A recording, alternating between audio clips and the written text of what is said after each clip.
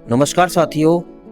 क्या आपने कभी किसी ऐसे इंसान को देखा है जो दुनिया के सबसे आलीशान महल के सामने खड़े होकर किसी बच्चे की तरह फूट फूट कर रोने लगे? एक ऐसा सन्यासी जिसके कदमों में अमेरिका का वैभव झुका था, लेकिन उसकी आंखों में समंदर उमड़ रहा था। आखिर उस आलीशान कमरे में ऐसा क्या था जिसने एक महान दार्शनिक के कलेजे को चीर कर रख दिया? चलिए जानते हैं स्वामी रामतीर्थ की वो कहानी जो आपके राष्ट्र प्रेम को झकझोर देगी।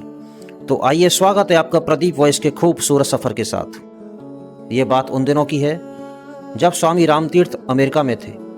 उनकी ख्याति इतनी थी कि बड़े बड़े रईस उनके दर्शन को तरसते थे। एक बेहद अमीर अमेरिकी महिला उन्हें अपने महल में ले गई। उसने गर्व से अपने सोने चांदी के बर्तन, मखमली कालीन और कीमती झूमर दिखाए। वह स्वामी जी की आंखों में प्रशंसा देखना चाहती थी। उसने मुस्कुराकर पूछा, स्वामी जी, क्या आपके भारत में ऐसा स्वर्ग कहीं है? महिला को लगा था कि स्वामी जी प्रभावित होंगे, लेकिन अचानक पूरे महल में सन्नाटा छा गया। स्वामी जी की आंखों से आंसू गिरने लगे।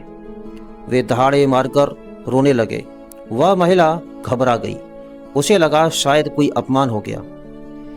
जब उस महिला ने कांपते हुए स्वर में पूछा, स्वामी जी, आप क्यों रो रहे हो? तब स्वामी जी ने जो कहा वह हर भारतीय के सीने में खंजर की तरह चुभेगा। स्वामी जी ने कहा, माँ, मुझे ये महल नहीं दिख रहा। मुझे तो इन दीवारों के पीछे मेरे देश के उन करोड़ों बच्चों के मुरझाए हुए चेहरे दिख रहे हैं जो दाने दाने को तरस रहे हैं। मुझे उन विधवाओं की सिसकियाँ सुनाई दे रही हैं जिनके पास अपना तन ढकने को फटा हुआ कपड़ा तक नहीं है। तुमने पूछा मेरा भारत कहाँ है? मेरा भारत इन महलों में नहीं।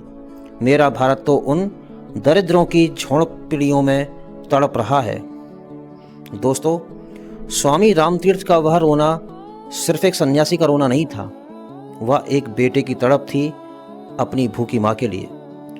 उस आलीशान महल की दीवारों पर उन्हें अपने देश का नक्शा नहीं बल्कि गरीबों की पसलियां दिखाई दे रही थी। उन्होंने उस दिन दुनिया के सबसे अमीर देश में खड़े होकर यह साबित कर दिया कि आपका शरीर भले ही 7 समुंदर पार हो, लेकिन अगर आपका दिल आज हम महलों के सपने तो देखते हैं, लेकिन क्या कभी उन झोपड़ियों की सिसकियां सुनी हैं जहां भारत आज भी सड़कों पर सोता है?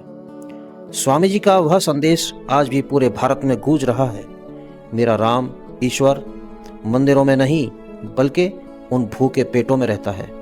सवाल आपसे है, क्या आपके सीने में वो भारत आज भी धड़कता है, या आधुनिकता की चकाचौंध में हमने अपनी जड़ें खो दी है? इसी तरह के प्रसंग लेकर प्रदीप फिर उपलब्ध होंगे